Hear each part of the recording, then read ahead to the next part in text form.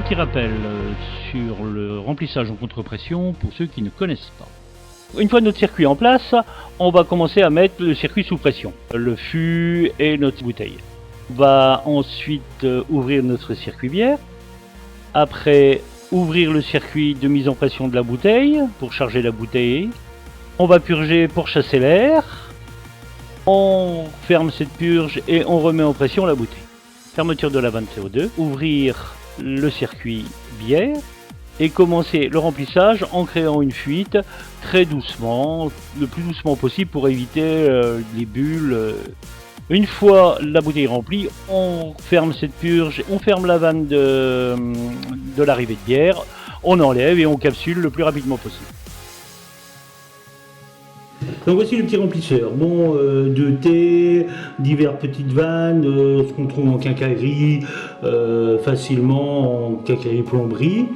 Là j'ai un tube réglable qui vient d'une ancienne machine à pression, un petit tube du tube de serpentin, et là un tube inox un peu plus grand dans lequel l'air s'échappe par la fuite. Au bout j'ai mis un petit bout de tube pour éviter de taper dans le fond de la bouteille. Et quand les bouteilles sont trop hautes, par exemple pour de la 75, on met un tube beaucoup plus long. C'est tout à fait simple à construire, à fabriquer et à utiliser. Donc on positionne la bouteille en place, bien tenir, on ouvre le CO2, on crée la fuite pour purger l'air dans la bouteille, on referme le CO2, on ouvre l'arrivée de la bière, et là on y va très doucement pour éviter d'avoir une formation de mousse au départ. On crée la fuite, voilà, la bière arrive, pas trop vite.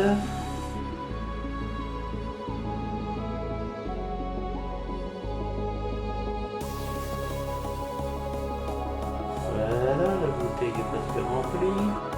On ferme la vanne d'arrivée de bière, on met une capsule. Capsulée